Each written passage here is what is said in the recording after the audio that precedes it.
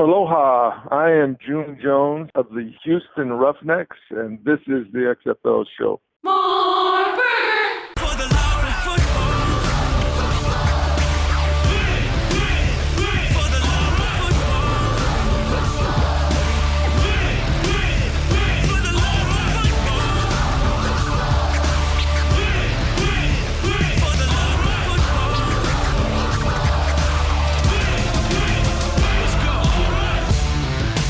If you smell what the XFL is cooking. Welcome, football fans. This is For the Love of Football, and this is the XFL show. I'm Alan. And I'm Bryant. This is not the CFL show, and this is episode 178. Talks are off. Bryant, the talks between the XFL and the CFL are off. So once and for all, this is definitely not the CFL show. This will not be a CFL show, and this will not be an XFL CFL show for the foreseeable future, according to some verbiage that we're going to get into today. Lots to get into in such a jam-packed week. We almost didn't have anything, and now we have something kind of big, I would say, at least in terms of what we've been talking about for the last 3 months. 4 months? How long have we been talking about this? Time is linear. What do you say? Doesn't even matter. Crazy time is a flat circle, and it's also made up. I don't know where I am. I don't know what time it is. Did this even happen? Because pretty soon, I don't think it'll be long. We're going to be like, you remember the XFL and CFL were talking about doing stuff together? No. That's going to be a trivia question. After this show, it's going to be, do you remember the XFL and that other league used to talk? Yeah, in that other league, yeah. All right, so you're drawing battle lines at the top of the show now that there's been kind of a divorce from the negotiation table. Is that what you're doing? That's where you're coming out. We're going to get into all of it, man, right now. Here we go. 724-5654-XFL is the number for you to call. It's the XFL Fan Line. You can text it, or you can call it anytime you want. We got a lot of action there with the big announcement this week, so definitely keep it coming there. 724-5654-XFL, and of course, at XFL Show on social media. If you want to hit us up on the Twitter or Instagram or wherever, we're there active as well, and it was an active week on social media for XFL Talk, and it was a lot of fun as usual. Very interesting to see. I mean, social media tends to the negative, I think, so some demonizing of certain leagues that play in another country that's not the United States. We'll get into it. And of course, this episode brought to you by Pretty Easy Podcast. You could go to prettyeasypodcast.com to get your own podcast started today. And you know what? If you want to start a CFL podcast, I have no ill will towards the CFL, and I'd love to hear it. And I know Pretty Easy Podcast is down to produce it. So go there, www.prettyeasypodcast.com. Because they make podcasting pretty easy. And too bad they can't make league building and alignments pretty easy, because apparently that's really hard to do. And sometimes you just got to wash your hands of the whole thing, Bryant. Dinking and dunking around XFL social media. We've got a lot of action going on there. I know you picked some as well. I'm just going to go to real quick. Gordon on the XFL fan line saying, bummer there won't be an alignment. It's been real, eh? Still will be listening each week from up in Canada. So that's Gordon in Canada, still going to listen even though there won't be an alignment, Brian. It's good to hear. At least we hooked one fan up north. We hooked at least one. We never spoke ill of the Canadian Football League. We never spoke ill of I didn't speak ill. I'm still wearing, it's literally the week I get my Rough Rider shirt. If you're watching on YouTube, I've got my Saskatchewan Rough Rider shirt on. I got it this week. And then 2 days later, if it comes in the mail, talks are off. So kind of a bummer for me. It's still hype for CFL season. Well, it's great that it actually arrived in time for these talks to not be going on anymore. But I think at least knowing that there are CFL fans who actually enjoyed our conversations and are sticking around, I appreciate you very much. So the fan line was a little interesting. I saw some people come back and basically say good riddance. Thank God. There were some people that said, "Now let's move on. Let's get into the XFL mindset, whatever that actually is." But we are moving towards now a new kickoff date of 2023, and the fans, I think, were prepared for this. I think they weren't prepared for the talks to be called off, but I think they were prepared for the season to be in 2023. Yeah, and speaking of people who are saying good riddance, later on during the hot read, we are going to discuss everything, the statements made by the XFL and the CFL and everything with the talks being broken off. But we will also be having our close personal, longtime, dear good friend, former co-host of this show and frequent contributor, Vince Calfo, back on the show, Brian. And I have a feeling he's going to be in the good riddance crowd. Just a guess. I don't know for sure, but that's just my prediction here a few minutes before we start talking to him. Well, I do want to talk about this one comment here, and I think it's kind of interesting. But we had an XFL Jim call us. He's like, "Why wait until 2023? Disappointing, but not unexpected. The rampage continues." I'm not sure what the rampage is, but at this point, you can't get a season off the ground in 8 months, 7 months. Yeah. It's just not possible. Get out there next Saturday. What are you doing? Why wait? You can't. I mean, maybe you can fault the XFL for putting all their eggs in one basket, but at the same time, a lot of people do that when it comes to things that are probably as grandiose as they thought this could be. So, regardless, I have something to say about eggs in one basket when we get into the meat of this as well. That's been a take I've seen a lot of people have when it comes to the XFL side of things. What did you see, Terry, on the XFL Fan Line? I thought this was the best one out of them all. Is now that the talks are off, do you have interest in the CFL season? I know you do. Do I have interest? Yeah, of course I do. I got the shirt now. I'm invested now. I'm invested, Terry. I think that question's more towards me. I'll probably watch because I can't build up this so much hype for myself and then not watch a couple weeks. I think my interest level is different now. I'm going to see if I enjoy it, but I'm not going to be watching. We got that single game betting now, eh? Yeah, I'm not going to be watching it as if, I guess, with the mindset of how can this work together with the XFL anymore, which I think was the thing I was most excited for. Thanks for all the love and support, and also the questions and the comments on XFL social media and the XFL fan line. Makes the top of the show always entertaining, especially a week like this. But now we must do to it and get into this week's cover two. Just calm down. And we're going to start with actually something completely unrelated to the big news of the week real quick in the cover two, Bryant, just because I wanted to pull this quote from Hal Mummy, world champion in the Spring League, was on radio in Kentucky this week talking about his career and his future in the future in football, and asked about the USFL. And here's the quote. He said, "Yeah, I'd like to be in the USFL. I really would. Hopefully that'll work out. I'm like you. I remember when the original USFL came along. It was so much fun. Coaches really loved it because it gave us a chance to participate and watch the NFL. I'm a big believer in football year round. As am I, Hal Mummy, and as we've been covering the USFL being announced it's returning and it's going to be on Fox. And I've been reading Jeff Pearlman's book again, Bryant. So I'm kind of in a USFL mode, and I see this quote, and I have this feeling older coaches like Hal Mummy are going to say that they're more excited about that league than anything if you're talking spring football, because that brand has a special place in a lot of people's hearts of a certain age. Maybe not in our age group, but a guy like Hal Mummy, that I think if you put XFL, he was in the XFL, but if you put both leagues in front of him, I mean, obviously contracts and money aside, but just the brands, I think guys like him might go towards the USFL. What do you think? I think that's a fair statement. The USFL probably has, when it comes to reputation, a better one with being able to play football in the spring. The XFL has had a couple chances that it hasn't really been too successful. Regardless, I think coaches, the older they are, the more they remember the USFL. Maybe your newer coaches won't really recognize that as a thing of so much success. But Hal Mummy and them, I get it. I mean, I know he loves. I know he's a believer, of year-round football because he was in the XFL. He is working with the Spring League. Like, he is a believer in this stuff, and I totally believe him there. What actually transpires from all that? Does he actually go to the USFL and coach? I don't know if anybody knows what the USFL is. Like, you talk about a league that can't kick. We're talking about the XFL kicking off in 2022. Like, the USFL is going to kick off in 2022, and we don't even know what's going to happen there. So yeah, and getting into the CFL negotiations breaking off here for the rest of the show coming up. Just also keep that for a future conversation now. That's a totally new situation with the USFL coming back in 2022.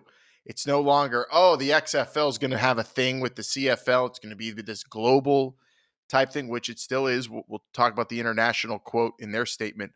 But is the USFL now a more formidable foe to the XFL, if that's what they are to the XFL, when the XFL does kick off? Because without the CFL as a partner, you are missing out on a lot of the stuff that we were talking about in terms of the exciting parts of this alignment. Access to players, maybe, and coaches, and a bigger league. So that's it changes the way to view the USFL, definitely. In terms of how the XFL should view the USFL, it changes. But do you know what the USFL is enough to worry about them right now? I don't think you can. You have to wait for the USFL to start making moves before you can actually worry about them. Deja vu all over again. Very much like the AAF undercutting the XFL by a year. Except this time, I think Bryant would even admit the people behind the earlier spring league maybe a little more trustworthy, even though it's more vague about what it actually will be. You're not laughing at it yet, like you were so early with Charlie. I'm not. Well, the thing with, again, I'll go back. The thing that I thought was hilarious about the AAF is they made it this huge thing, the best thing to happen, right, ever to football. And the USFL is like, yeah, we're going to kick off. We'll be here. We'll see what happens. We're not really, and they're being more honest and upfront about it. I still worry. Don't get me wrong. But I think it's just going to be an interesting little tidbit of a speed bump for the XFL once the USFL actually comes out with what they're actually doing. Either way, I love the USFL brand too, and we're going to be covering it all, and it's exciting, but it is a different now kind of set of circumstances, and we'll probably be talking a lot more like it's a competition than maybe we would have prior to what we were thinking was going to go down, the XFL and the CFL. And again, that's what today's show is mostly about, the CFL and XFL alignment negotiations that started in March, or at least were announced in March. We're going through this for like 4 months now. They're off. Announced this week, statements from both leagues, and we're still in the cover two here, Brian, so let's give it up to the CFL statement here for the last part of our cover two, and I will read it from Commissioner Randy Ambrosi, saying, our talks with the XFL exploring the potential for collaboration and innovation have been positive and constructive. While we remain open to finding new ways to work together in the future, we and our XFL counterparts have jointly decided to not pursue any formal arrangements at this time. We at the CFL are now squarely focused on preparing for August 5th and the start of our 2021 regular season, which will culminate December 12th with the playing of the 108th Grey Cup in Hamilton, Ontario. We're looking forward to this year and the bright future for our league. That is from the Canadian Football League, and that is their end. And first thing I see that I think everyone should pay attention to is that we're jointly decided to not pursue, because initially, since they're the league that's playing, I feel like a lot of the reaction has been, oh, the CFL called it off on the XFL. They don't want none of the XFL. The XFL's in trouble. What are they doing with themselves? They couldn't even get the CFL to figure things out. Don't know if that's exactly how it went down. They both expressed this was a joint decision, and they're definitely, I think, were hurdles that they just couldn't get over, and that's why they both said, all right, let's table this, and if we get back to it, maybe down the road, but have fun with your season. We're going to go focus on 2023. And on the CFL end, it makes a lot of sense because their season's finally getting underway. People have been waiting for football up in Canada forever. And then they had this, we talked about it, the specter of the potential end of Canadian football as they know it. I mean, the CFL on their end saying, actually, let's not do this, makes sense, obviously, to a lot of people.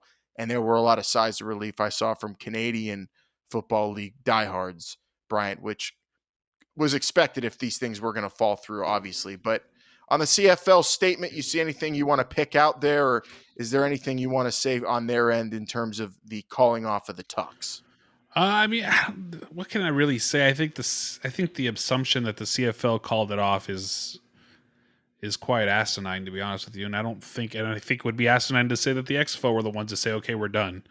I think they when they say they jointly decided, I think it just got to a point where an impasse that neither one of them can get past, and the CFL, although they came up with a more formal statement and we'll get into the XFL's reaction to all this here in a little bit in the hot read, but with the CFL's reaction and Randy Ambrosi saying, it was great, it was nice talking, but we're going to move forward. I mean, you kind of have to, more so than not, kind of look at how the CFL was perceived when they said that these talks were happening. They were looked at as the little brother. They were looked at as the one tagging on to the XFL, the one that needed help. Whether or not that's true or not, it's not the point, but that's how it was being viewed. And I don't know how much that really, played a factor in the some of the people in the higher ups in the CFL saying, you know what, this isn't the reaction we're thinking. Like, we're not, like, why are we the little brother? We're the established league. We're this, we're that.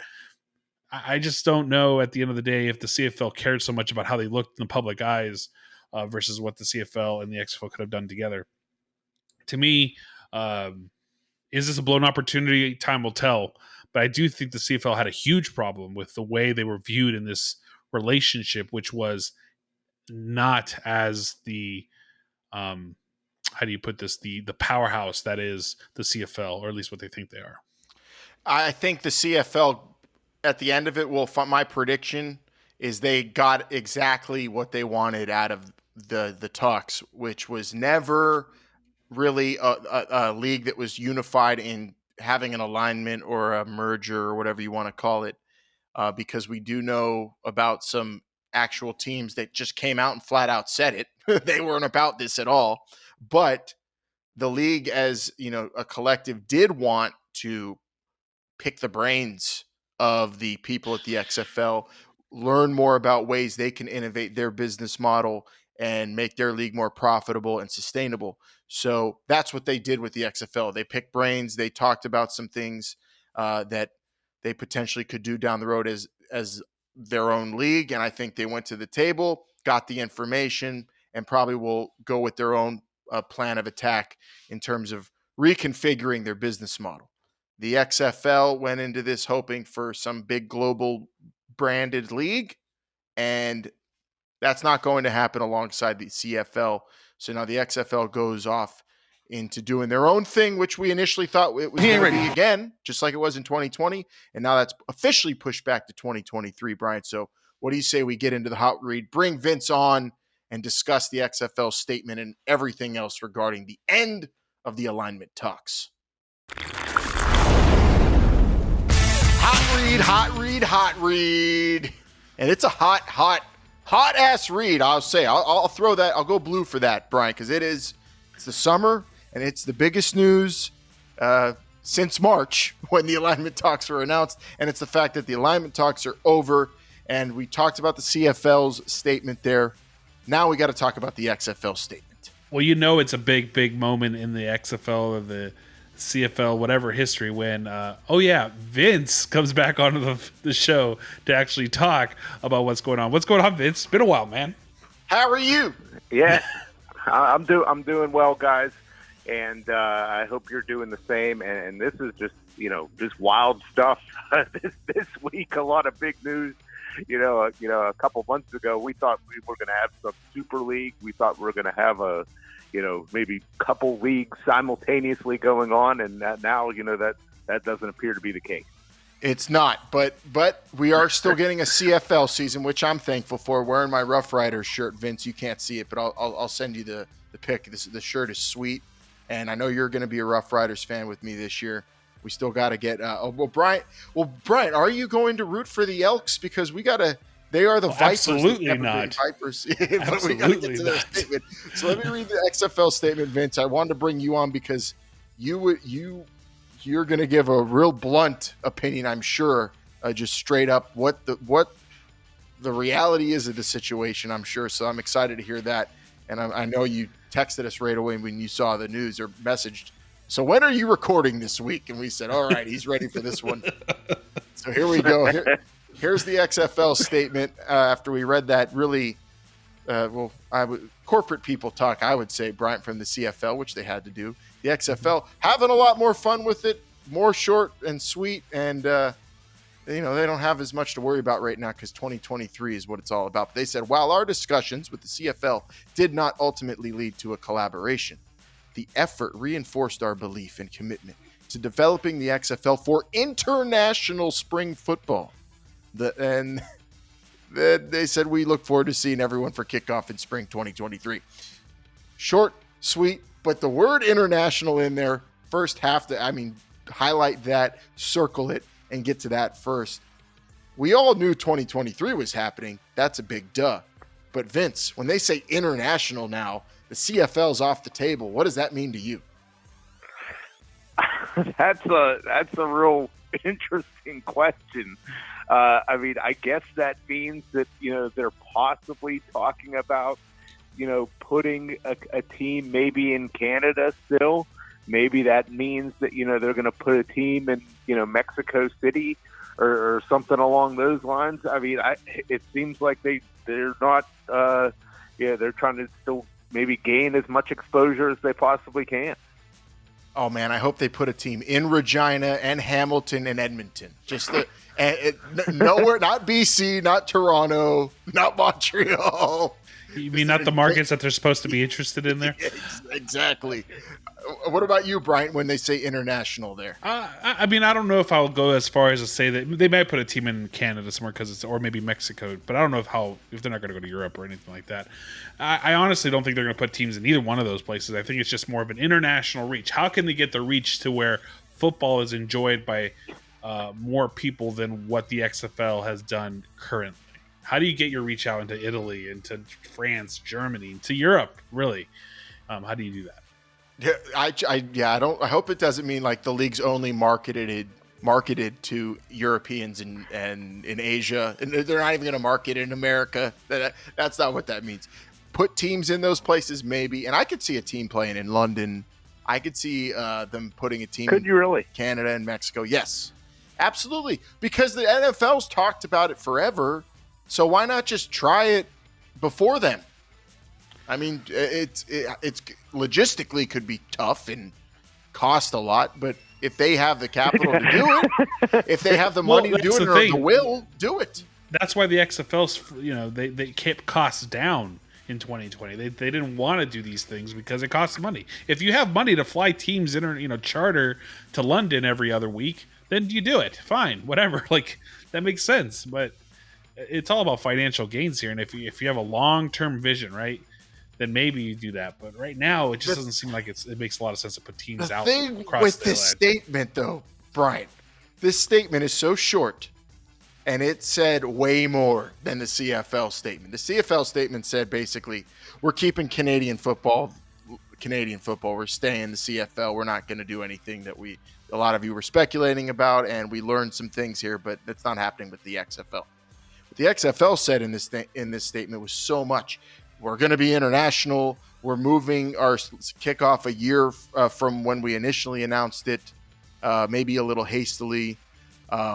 We basically, it sounds like they're conceding that they did not succeed in what they were pursuing with the CFL. They did say, it did not ultimately lead to a collaboration. That means they did fail in terms of winning over everyone at the CFL. They had to.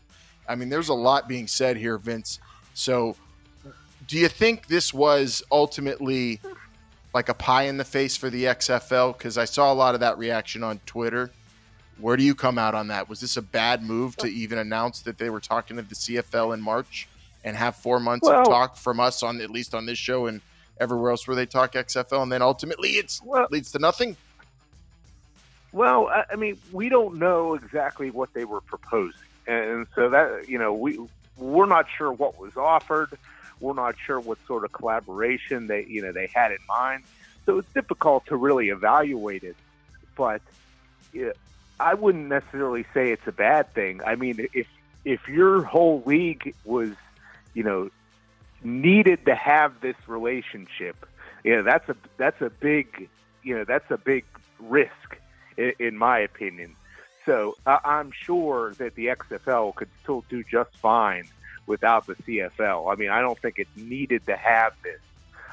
And does it look bad. I mean, I don't think it necessarily looks bad. I think, by the time 2023 rolls around, I don't think anybody's even going to remember this. I said that at the top of the show. Real soon, Vince, we're going to be on this show saying, hey, you remember they were talking to the CFL about stuff? The other league? Most people will be like, no, I never heard that. Trivia question. And Brian, I'd like to get your opinion on this. To me, this seems like, if you're the XFL and we don't know, what they have in the works at all, but maybe, there was a what if idea out there and they had this grand, collaboration scheme, something that would really benefit the XFL. And it may have just been a situation, if the CFL goes for it and maybe it helps us get our league started up quicker, great. If not, we'll be just fine without it. Well, I do think that the XFL put all their eggs in this basket, meaning I don't think... Do you really? I do not. Hold on. I don't think this XFL felt like they needed this. I don't think that at all. But I will say that when the carrot was dangled in front of them, they went for it. And when it didn't pan out the way it did, obviously, now they have to regroup. I don't think they went in and say, oh my God, we need the CFL to actually make this an international league and blah, blah, blah. When the opportunity arose, they took advantage of it and put their eggs in the basket and they went on. And it didn't work out. Fine. Okay. I'm with you, Vince, where I don't think the XFL needed this whatsoever. They really wanted it. It was something really shiny. They tried it. It didn't work out. They move on. And now here we are. I do think, though, that the XFL probably does look a little bit like they're pie in the face because they're the ones coming out having to postpone a season. They're the ones coming out with not a lot of information, right? There's not a lot for them to get. They didn't really the statement wasn't even public. The statement was through Mike Mitchell, basically. And that's how they got that. Like, this was not something that they stuck their head out to like 2023 and then they put their head back into the hole. Like, that's what they did. They changed their Twitter handle to 2023 and called it a day. Was the Twitter handle finally changed? Was finally updated to 2023, okay. Yeah. So the XFL does not look great coming out of this. I will 100% admit this. Do I think, is that a telltale of everything that happened with these discussions with the CFL? Absolutely not. But they are the ones caught with their tail in their hand. And the CFL is about to play football season here in less than a month. And the thing that you have to look at here, too, because I don't think it was an eggs in one basket, but like you did clarify that well. The carrot was dangled, an opportunity was presented, and that's where they said, okay, move the season back. They never officially said that until today or this week. And as a fan of the XFL, I'm so thankful and happy that 2023 is the target year now. 2022 was always a little too soon. Just knowing how much we love the runway to 2020, how much has to go into setting up a league to kick off like that. So I'm happy about it all. The CFL alignment talks gave them an out from, I think the big maybe misstep was putting out the video and the announcement that 2022 was the return of the league. That maybe was, if there was a misstep anywhere, maybe done a little too hastily. And that was a while ago. That was in 2020 when they did that. That made sense then. It was also like the tail end of 2020, right? It wasn't too far before the alignment talks, were announced. 2022 was especially when it was announced. Also remember that was. I mean, we're not out of it yet, but we're coming out of the pandemic a little. We're in a little bit better of a spot. When 2022 was announced in 2020, we were still in balls deep in pandemic with no end in sight, no idea. I mean, this was a rough situation when that was announced. When the alignment talks were announced, there was a light at the end of the tunnel. But then October 2020, 1st. Okay. That was 6 months before the CFL talks. But it was a different world. Yes, totally it was. Different world. So I don't think it was hastily to say that, oh my God, you're going to come back in 2022. That's basically more time. I mean, it was not as more time than now, but even me, a diehard, XFL apologist, was saying, well, 2022's great. I'm optimistic that'll be realistic, but good luck because we're in a pandemic right now. Announcing 2023 now, breathing room, an idea that, okay, I could see stadiums being full in 2023. That's something I can picture. When that 2022 was announced in 2020, it's hard to fathom a little. It was, but I mean, I think they still could have announced 2022, and then, if you got, like 6 months ago, and then whenever you got to, this point this year, if it was still looking bad, then you could have just pushed it off, maybe. But, to me... That would be 2 hits, though, Vince. Sorry, but that would be like, oh, hey, we're not going to go... CFL's gone. Oh, now we're going to push our season. Like, at least you're giving it to us all in one shot. The blow's all at one time. Well, hey, we're not talking to the CFL, and we're not coming back in 2022.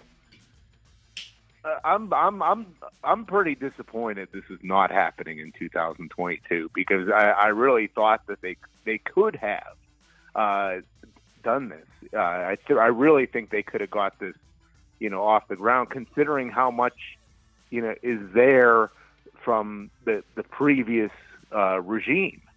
They could, if they say they're going to reuse a lot of the teams and all that kind of stuff. Yeah, I think a lot of it was there. I think they could have got this done. Now, if they're changing, drastic changes to what they were, setting up in terms of, stadium leases and all that kind of stuff, then yeah, maybe they do need another year. But to me, it is a little disappointing that this isn't happening, especially with how a lot of leagues are really getting back into playing. Even if there were not be full stadiums, it still seemed like you could have gotten something together. And to be honest, whether it's a full allowable for full capacity or not, it probably would still look the same on TV. So I don't know. I'm a little deflated by it. I'm not going to lie. I mean, I'll say I am upset that the endless possibilities weren't whittled down into something real that became something we've never seen before, which is what we've been talking about, an alignment between these leagues. Would have been so cool to see a lot of the stuff we were throwing out there in terms of, just completely merging leagues and keeping the Canadian teams and playing against the XFL 2020 teams, or anything from it being MLB style to it being an all leagues that are completely separate, but they interact a little and share, like all the different stuff we talked about. Any one of them would have been exciting because it would have been totally different, and it would have been fun to see someone attempt it. So that's the bummer here. But let's get into some of the speculation of why it didn't happen, because talking about all the different things we talked about, it was a pretty big hurdle to get over when you talk about, well, the CFL, they have to get rid of a lot of what makes them the CFL. Does this make sense to have teams in Regina when, you're talking about a big jumbo league of 20 teams? Will anyone care to watch those smaller market teams up in Canada if you're also talking about teams that are in the United States? How does this actually work?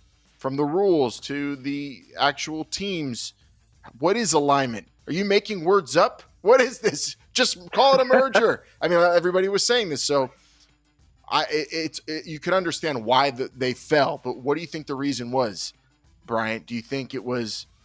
I saw Dave Naylor put out a thing saying a lot of people think that the single game betting being legal in Canada is going to help the CFL a lot. But that was something we shot down earlier. Like, no way that's going to be just the only reason. If the CFL didn't see this in the horizon before their talks with the XFL, it's just a convenient excuse. Go away. See, like, if you don't see business opportunities like that 6 months, a year in advance, and you're like, oh my God, it passed, we don't need you anymore. Like, there's serious infrastructure problems within the CFL that says, hey, we are not looking at the future.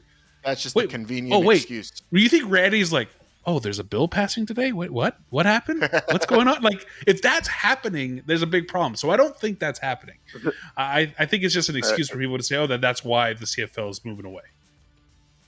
So you're going to need to smarten me up a little bit on this Canadian single game betting. What exactly is this? So being able to bet on just the Elks versus the Rough Riders in Canada, you could do that now, or you're going to be able to. And Canada, like the States, is wising up that sports betting is a great way for people to make money, and it's safe and legal if you do it the right way. So why was it called single game betting? Like, could you?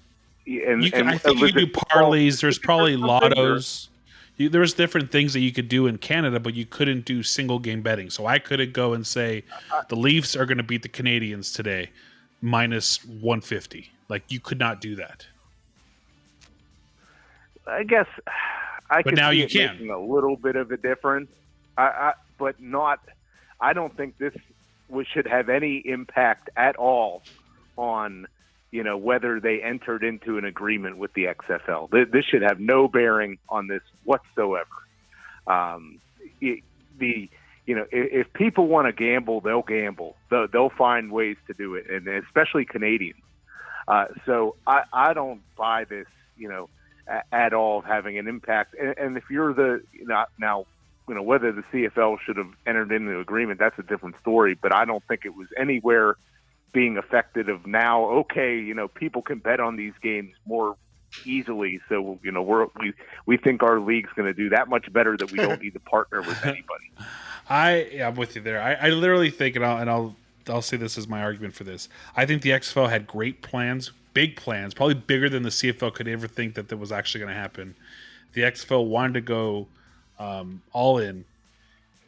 The CFL was like, I don't know about this. Also, the reaction that they got, it wasn't very favorable in Canada. Nobody was down. Everybody thought 4-down football was coming. At least on social media, where the majority people are say social media, but I feel like it was happening. I mean, there was people on the news. There was reporters. TSN people were saying, "I don't know about this. Like, this doesn't make." It was out there. You have pundits who will push back against that because they do. Yeah, it's a national game. It was threatened. So you understand that. Yeah, so I think that. I think that the CFL was a little wary of all the changes the XFL was probably presenting, and I think it just kind of fell apart. They couldn't meet in the middle. The CFL wanted this, the XFL wanted this, and there was no. And there's no speculation there. The Edmonton Elks confirm this. They put the statement out. One of the teams that just flat out was not down for this, the Edmonton Elks Football Club, is pleased by Wednesday's announcement by the CFL. The discussions with the XFL have ended. They put this out on social media. The Elks remain fully committed to the CFL and our treasured brand of Canadian football. Keep the Canada in Canadian football, they said. And there is your answer if you're wondering why. There were, at least on the CFL side, there were entire organizations totally against this. Yeah. I mean, the CFL, they know who they are. They're going to, stay in their lane. And again, we don't know what the XFL was proposing. Like you said, Brian, it could have been all these grand plans or whatever, and the CFL probably didn't want anything to do with that. And if I'm the CFL, what is the XFL even offering that you would want to be a part of? What does the XFL even have right now? They don't have a television contract. They don't have, a set number of teams. We don't even know what cities they're going to be in. We don't even know where they're going to play. The television, like I said, that's probably the biggest thing. I mean, they have nothing to offer right now, at least nothing set in stone that's signed that has been reported. So I'm not surprised by this at all. And if I was the CFL, I would do the same thing. Prove to me, XFL, that you can have some legitimate success, and then we'll talk.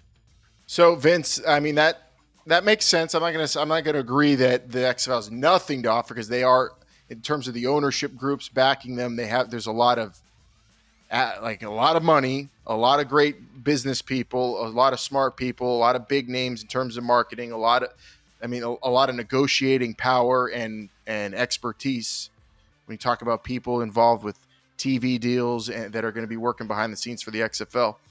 But what you said makes sense. So I want to, and you said basically, show me what you got, XFL. Do you take any stock in the CFL saying these negotiations, blah, blah, blah, are done at this time? Do those three words, at this time, maybe this thing could maybe end up being something one day, but the XFL is maybe being asked to go out there and prove themselves? Oh, of course it could be something, someday. I mean, if you're, you should always be open for business. You should always be open for discussion. and I'm sure, maybe down the road it'll make sense. But right now it obviously doesn't, and that's why they said no. Maybe if the XFL is around for as long as the CFL has been at some time, maybe they'll talk and talk to us in 108 years. I don't know if it'd be that long, but yeah, I think those 3 words, that there could be an alignment maybe down the road. Brian, I think you learn quickly. You don't burn bridges. Yeah, you don't say, "Okay, it was great talking to the XFL, but this is never going to happen. Goodbye."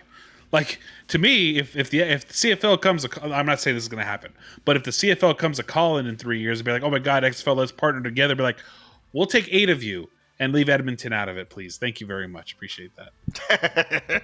Well, I'm sure it was more than just Edmonton. I wouldn't be surprised if the very team I'm rocking right now, the Saskatchewan Roughriders, were not down for this, because it seems that the teams that are in the markets where they're actually successful and have support and are making a little bit of money, at least, probably were like, "Hey, what do we need? We don't need this Aladdin League coming to telling us they could show us the world. We're fine where we're at." And then other people in the CFL said, we need to make money, and we need to make real money. None of this. Do you think the XFL can be like, look, CFL, if you give us $2 million and then you get 3 people to come in and they give you $2 million, and then those people below you give them $2 million, then we'd all be millionaires. The Pyramid FL. There it is. That was not what was happening. The Pyramid Football League. That was not the case, but it seems like, I mean, on the XFL side, who knows how invested they were in terms of like, we need this to happen. But on the CFL side, it definitely was people that just weren't about it, and that seems like that was the hurdle that couldn't be gotten over by everybody, and then it stalled it, and it's over. We move on. The XFL saying 2023 now is the target date. Vince, what do you think now for the XFL in 2023? I mean, we're going to be doing many shows now, re-speculating, recalibrating, because the last 4 months have been talking about what an alignment is. Now we got to talk about what is an XFL in 2023. Your initial thoughts on what that is, knowing that these talks are over. Yeah, I'll the 2 things I'm going to be, I guess 3 things that I'm most interested in right now is I want to know, how many teams there are going to be. I want to know where the teams are going to be at, and I want to know, what the television contract is. I think those are the 3 biggest things that we got to know, and hopefully we'll, I mean, that's a year and a half away, maybe even 2 years by the time this thing's going to start. So, I have no idea when we'll find out the answer to some of these questions. I mean, we may be talking at this time next year, still wondering the answers of some of these. Oh no! Don't say that. That would be bad. That would be bad. We might have to launch. Brian, that should be music to your ears, right there. Right? Oh my God! Just talking about the XFL. I hope they never kick off. No, I'm just joking. I will say, let's go back into the time machine a little bit. We are about, if you guys remember, because I wasn't a part of that conversation. You, Vince, Vince, and I gotta say this: how Alan, Vince, and Jake were all a part of this conversation, and that was with Oliver Luck, and that happened the beginning of September 2018. So we're not even to that point yet. We didn't hear about teams until December. We didn't hear about coaches until the following year.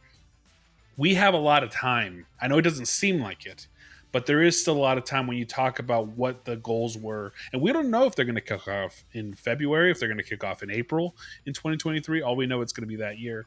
I'm not too worried about the timeline right now.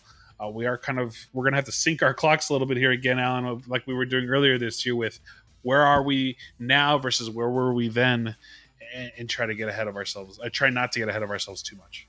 That's the real bummer to me is, oh man, it's a totally for the show now, at least they're just totally new mindset and figuring everything out. But paying attention to CFL, I'll be doing that. Paying attention to the USFL, I'll be doing that. And we're going to be moving on now with the XFL and their new timeline, their new road to 2023. I'm happy most of all this week that 2023 was officially announced as the new target year, and we'll see what's to come from announcements from the XFL. But the alignment talks are over, and so is our hot read. Vince, thanks for joining us. Do you have anything else? Do we leave anything on the table before we end these talks?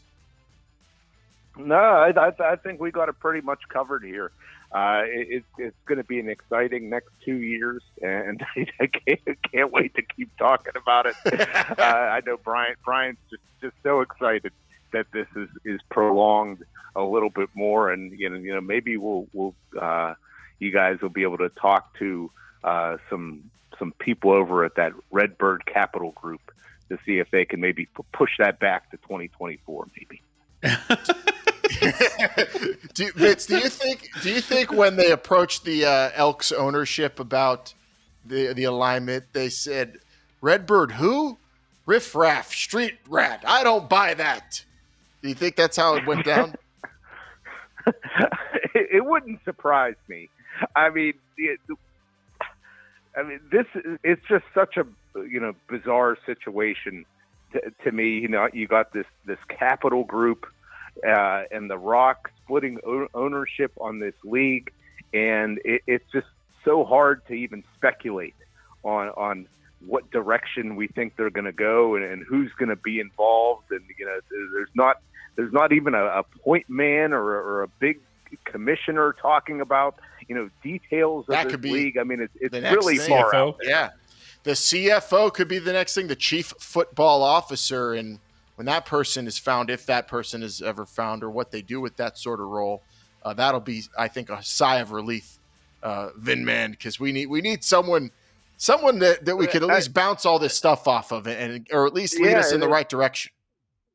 Yeah, I mean, Miss Garcia was giving us a lot of good information, whenever this first started, but she's been kind of silent for a while. She gave us the, I'm hearing. She gave us the Instagram pic, though. We do know they have a content strategy, Vince, so be on the lookout for maybe some content, at least online, coming soon from the XFL, because I think they're going to start revving up the engines now that these talks are over. They can go full blast towards 2023. I mean, even if it's just like an Instagram picture of like a shadow of a goalpost or a football laying in grass, or just something to get us excited. I'm saying just wait for The Rock showing up at your local high school football game on a Friday night this coming fall, Vince. I think that we might see some of that too. The Rock's going to come and personally pluck players out of a high school game to come play in the XFL. I just make personal appearances, hype it up to crowds. I don't know. You got it. It's called grassroots, baby. And if they need anyone to do that. Hashtag we want our jobs back. Maybe Totally we'll see down. some collegiate players sponsored by the XFL here, or by it could happen. Zoa or something, Yeah, Terramana. You think there's going to be like small street teams put together to walk around the different towns? Nothing beats a good handing street out team. flyers. Nothing beats a good street team and some stickers. I like Bryant's idea, though. Hopefully, all of Pitt in 2021 is sponsored by Terramana Tequila, and maybe we'll see a lot of Pitt Panthers in the XFL. Vince, you and I'd really like that. Yeah, I wouldn't complain about it. I could think of quite a few that I think would be excellent XFL players, and hopefully in 2023 we'll see that. Yeah, that's a discussion for another show on another day. But for now, let's just speculate and lick the wounds from these negotiations ending and move forward. Vince, we'll see you soon. All right, I'll talk to you guys down the road. See you, brother. Thanks again to Vince for joining us for some real conversation. We got Vince on the phone. I guess he's in Houston doing God knows what. We got you having a party at the house. What's going on here? It's as we craziness. as we close up this show, we got to get XFL not talking. Jesus, we're ending the show now, and we've had a good discussion. I have a lot of things on my mind. We've got a lot of people here in the house on the West Coast. I've got to give end credits to the entire staff that worked on today's show. So Vince, Bryant, myself, we've got my mom, my brother, my cousins are all here, the dogs, everybody's here because they had to be here for the show. where we talked about this big news this week, Brian. That was the main Well, maybe you can get them all behind you as a goodbye as I close this out, because you can catch us and apparently Alan's family. Guys, Benny, get in here. You can catch us and apparently Alan's family every single Friday right here on your favorite podcast app. That's Google Podcasts, Apple, Stitcher, TuneIn, or wherever you get your podcasts. Make sure you give us that 5-star review and tell your friends about us. If you got a question, comment, or topic you want us to cover, we'll text or call the XFL Fan Line, 724-565-4XFL. Standard text messaging rates do apply. And also follow us on all social media platforms at XFL Show, Instagram, Twitter, Facebook, and maybe one day TikTok.